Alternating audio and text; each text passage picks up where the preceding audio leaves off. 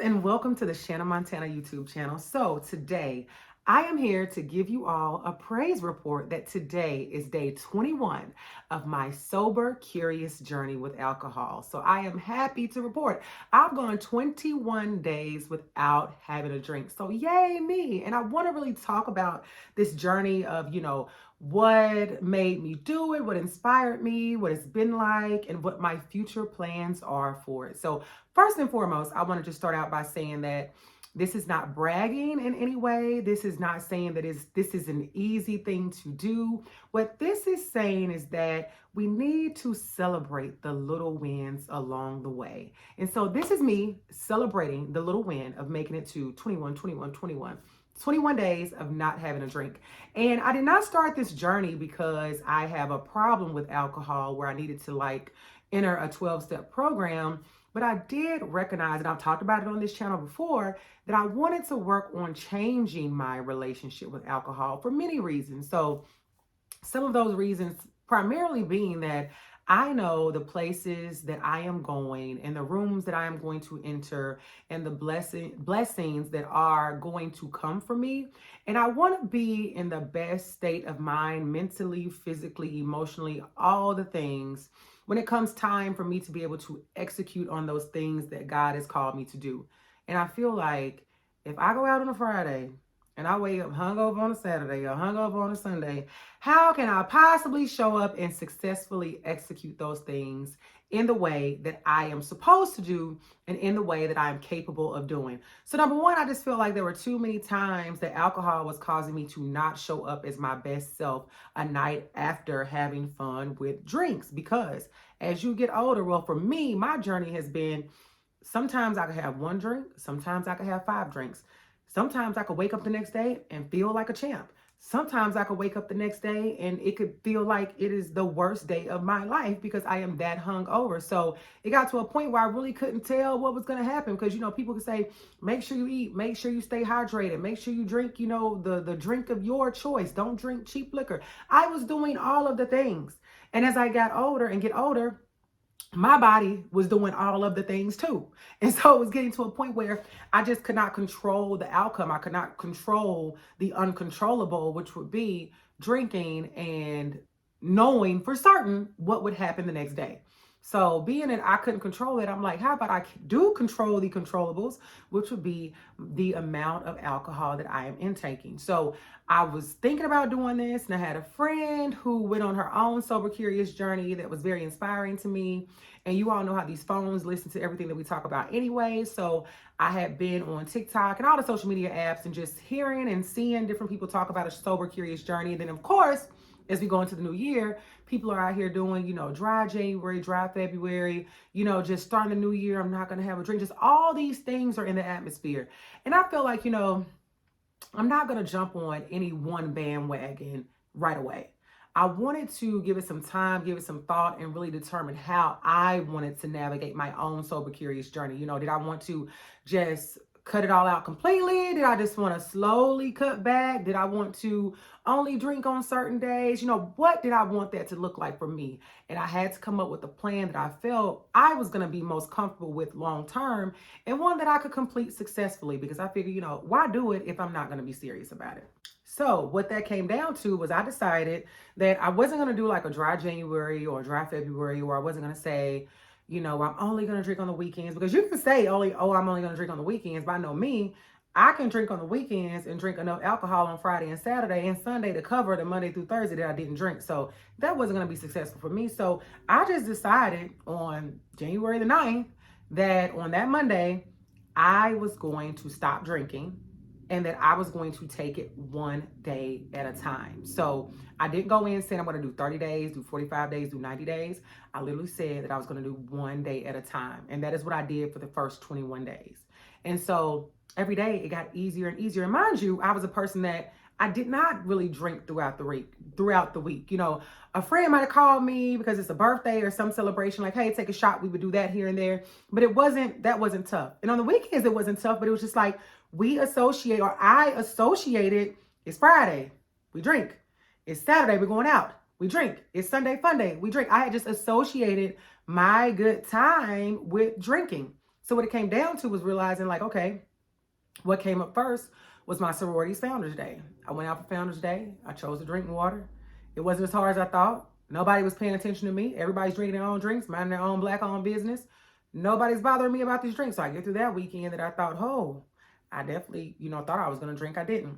So then we moved past that. We go into, it was another event coming up. So all these things were coming up on different weekends or different times. And I just was like, oh, water for me, no drink. And it just became a thing for me. The challenge was like, I wanted to keep my streak going. So, I'm a person that I log into the FitnessPal app every day. It's a health app if you've never heard of it. And I log into my Bible app every day. And sometimes I may forget to log into my Bible app. And when you log into those apps every day, you're on what they call a streak, for those that may not know. So how many days have I logged into this app in a row?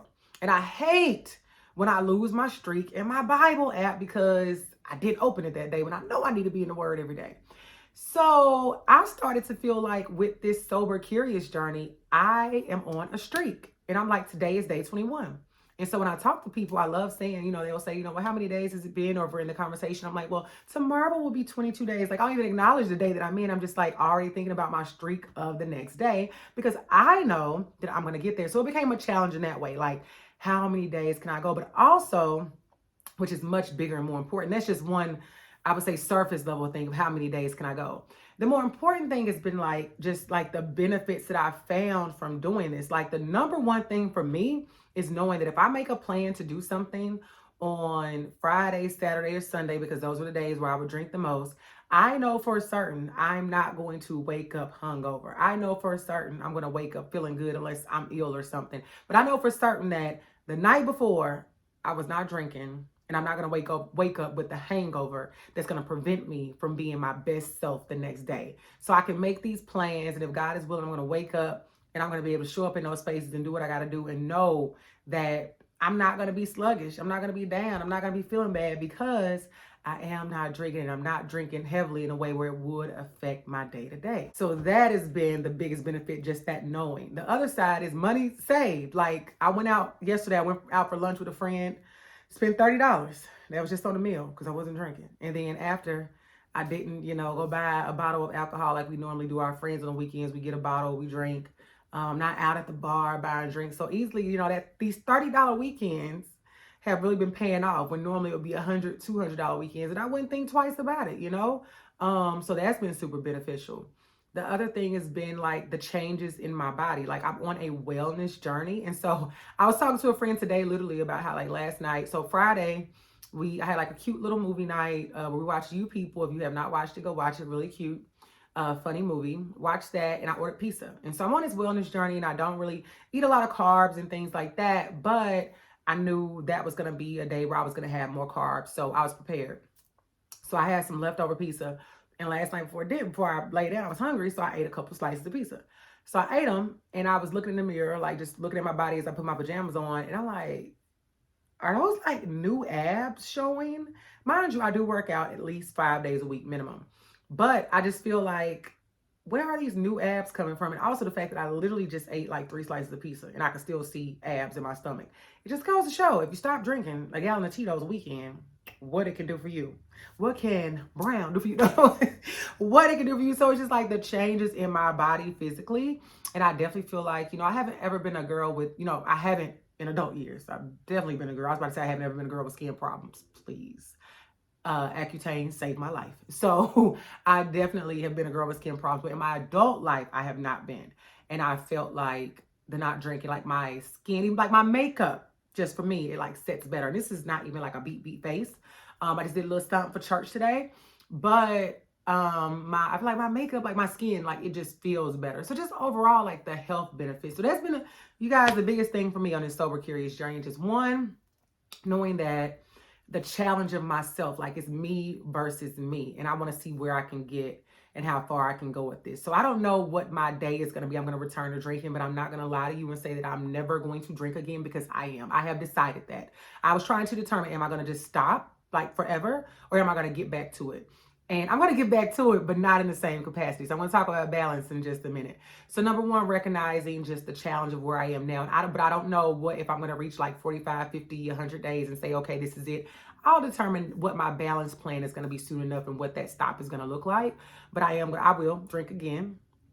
Two, just the feel good moment. I don't have to worry about waking up hungover. I don't have to worry about not being my best self the next day.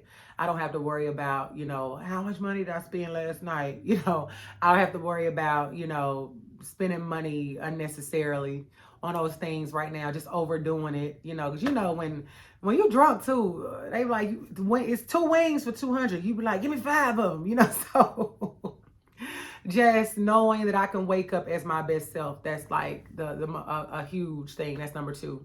So what was it? Number 1 was the me versus me, like challenging myself and sticking to the challenge. Number 2 would be knowing that I can wake up as my best self every single time. I don't have to worry about being hungover.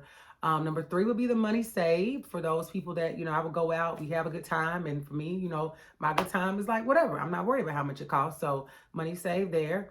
And I would say number 4, the health benefits, just feeling good inside, looking good, skin, abs, all those things. Also, save my calories for some ice cream versus some alcohol. Because even when you're drinking alcohol that doesn't have carbs, it still got calories. So I can have my Jennies here and there versus having a bottle of Tito's or tequila. I had moved away from Tito's. Tito's started doing me wrong. That's another thing I started to know when certain alcohols I've been drinking like started to have a bad effect on me and I had to move to another one. I'm like, maybe this is a sign. And then the last thing would just be, acknowledging that as you get older, you get wiser. It is okay to change your behaviors and habits that are preventing you from possibly being your best self. And so that is what I wanted to do. So now it comes to the balance. For me, the balance is going to look like I have my best friend's birthday coming up at the end of February. And I'm pretty sure I know that she is going to want me to drink with her in some capacity. And I'm trying to decide if I want to, but I know that if I don't, she respects me enough and respects the process where if I was to tell her like, no, sissy, I'm not going to drink for your birthday this weekend, she would say, okay, so that's a beautiful thing of having a friend like that. But I know that she wouldn't mind me taking a shot with her. So I'm going to decide if I'm going to drink with her for her birthday. But I know it would be like, just like that day. So I'm thinking about that to just determine what my point will be when I reintroduce myself to the liquor. But also for me, the balance is going to look like determining, it's no longer going to be like Friday, Saturday, Sunday. And I can honestly say that because I've done that before and say, oh, I'm going to drink, but not on all 3 days. For me, balance, I have to determine, is it going to be you only drink on Saturday and it's now you have 1 drink, you're allowed 1 drink and 2 shots and that's it? Or 1 shot and 2 drinks, whatever that looks like, I'm going to recalibrate. Like I'm recalibrating so many areas of my life. And I'm excited about that, to know that I can now go into settings and I can have 1 glass of wine or 1 glass of champagne and be done. Like I don't have to drink to get stupid drunk, no judgment to those that choose to, but that's just not where I am anymore. So I will continue to update you all on this journey. Make sure you follow me. I document a lot of it, just kind of like the day-to-day of it on TikTok. You can follow me there. It's Shannon Montana on all platforms, Instagram, TikTok, Facebook, everywhere. And I really document a lot of my day-to-day over there, and I'm finding community over there, and I hope that I can find community here for just women and people of color that are on this sober journey, because I think that, whether you're a person that's just doing this for your own personal reasons or you're doing this because you are a person that has a disease of alcoholism and you just are looking for inspiration everywhere, my hope is that this video can be inspiring to whoever needs it. So, I'm just excited. I'm happy about where I am. Today I'm going to dinner with a friend and then we're going to a comedy show. And I was thinking about comedy shows. The one we're going to, it's always like a 2 drink minimum. I'm like, well, today I hope y'all got some Kool-Aid because that's what I'm going to be drinking. So happy 21 days to me. You all continue to keep up with me on the journey. Feel free to comment if you have ever been on a sober curious journey and you've been successful with it. Any tips are appreciated. And then I'll close with this. I'll say this. I'm a person also. A lot of times these sober curious journeys, I see a lot of influencers or just people talk about them and say like, drinks you can substitute to still get a buzz. I would say if that is your journey, that is fine, but that's not for me. Like I'm not looking for, like I tell y'all, if I'm on a diet and I decide I want some cheesecake, I'm not making no keto cheesecake. I'm gonna have cheesecake. So if I decide I want to get a buzz, I'll do that when I'm ready to drink again. Like don't substitute the feeling. Like if you're gonna do it, try to see what it's like to be completely sober. So I'm not looking to make a not even mocktails, because mocktails ain't giving you a buzz, but there are drinks out there that will give you like the high and the buzz that you get from drinking alcohol. And that's not what I'm looking to do. Like, if I want to get the buzz from alcohol, I'm going to drink some real liquor. I ain't drinking no substitute. So I would say that's just not my journey. But if that is yours, like, determine if you want that to be it. Because, like, do you really need a buzz if you're trying to stop drinking? Are you trying to come down off that high? So if you need something else, not that I'm trying to advertise, but I'm drinking a Red Bull today. Not that I needed a high from a drink, but your girl need a little bit of energy because I got some things to do. I'm just now taking down my damn Christmas tree. Don't judge me. So y'all keep following the channel. Y'all keep supporting your girl. And y'all just keep being great. Signing off, yours truly, Shanna Montana.